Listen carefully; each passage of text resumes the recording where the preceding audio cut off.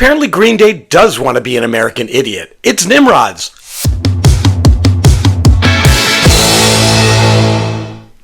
Welcome back to Glenn Hates Everything. I'm Glenn, and today's movie is Nimrods. This is written and directed by Lee Kirk, who, for me, is best known as a director on The Office, which makes sense because there are a couple of Office cast members in this film.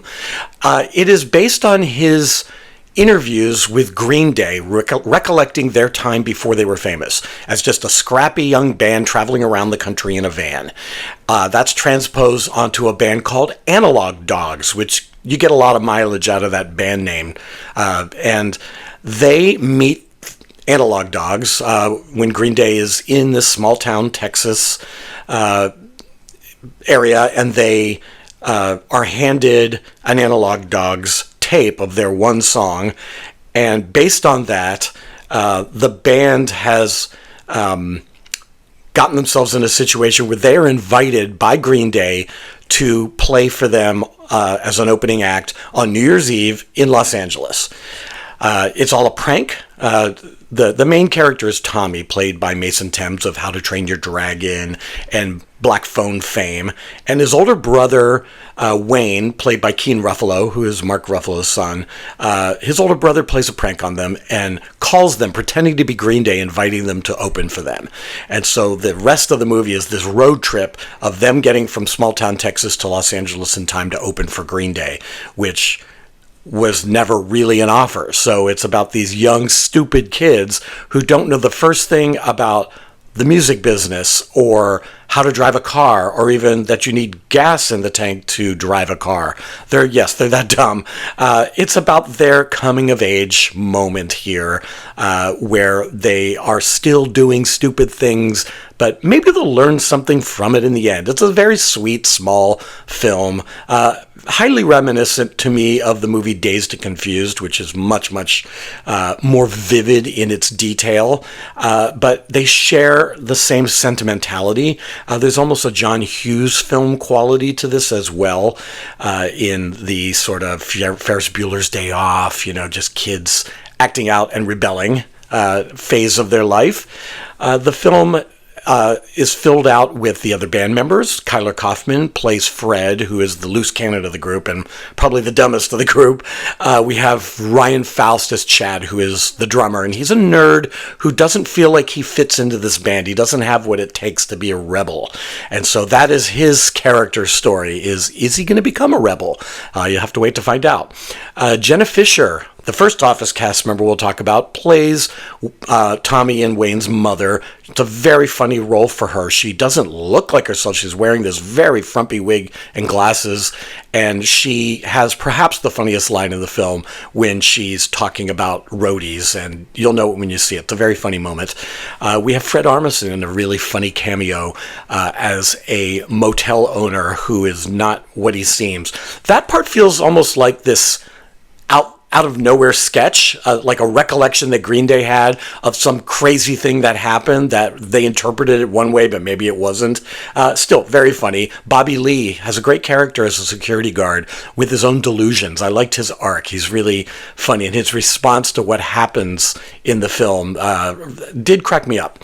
Angela Kinsey, the other Office star, plays a woman who's running a contest in this bar, and the kids stumble upon it, and she has to figure out who these kids are and what is really happening here. Also funny.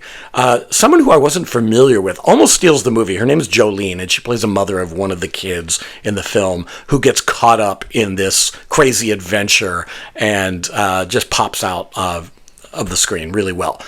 So this is a mixed bag for me, this film. It's beautifully made. It's very tender. It's very sweet. It's wall-to-wall Green Day songs, and some of the more famous ones, the ones that are very sentimental, occur at the times when you think they will. It's no great surprise, when you have Wake Me Up Before September Ends and Good Riddance, The Time of My Life, The Time of Your Life? Someone correct me on that. It's just they're used in ways that you would expect them to be. Yet there is this sort of rebellious spirit to the film that I enjoyed. It's almost entirely on the road, and it's really scrappy, and you wonder how these kids are going to eat or survive. And so it's very anecdotal and fun, and yet at the same time, this movie, because it's coming out now, it felt not unnecessary, but just unpleasant in celebrating stupidity. We are living in a stupid timeline right now, and every day I wake up and think, we're still celebrating stupidity, or we have to deal with stupidity, one or the other, right? And this film felt like it was celebrating that same stupidity for me. And I just wanted the kids to read a book, Google something. Also, what time is this movie taking place in? It seems very purposefully evergreen, so you can't really tell. Is this the early 90s? Is it present day? That turns out to be present day, but there's lots of analog use of camcorders and phones that aren't iPhones. And so it's got this timeless feel. And I like that, because I think that in 30 years, you'll be able to pop this in or stream it or, I don't know, download it from your brain. And you'll just kind of feel like this could fit in anywhere. But do we really want to celebrate stupidity? That's the question. And I'm not sure that I want to. Maybe after November, I'll be okay with this movie. But right now, I just thought, ick, this is hitting a little too close to home.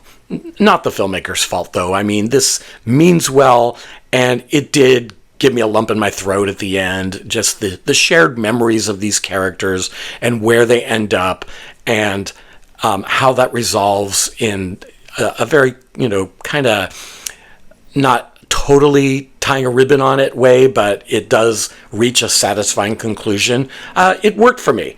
So, I don't know. I would say go see it. I think you'll have a good time. Just shut down that part of you that reacts to stupidity in a bad way. So please, leave a comment below. Like and subscribe. Come along on this journey with me, and I will see you next time.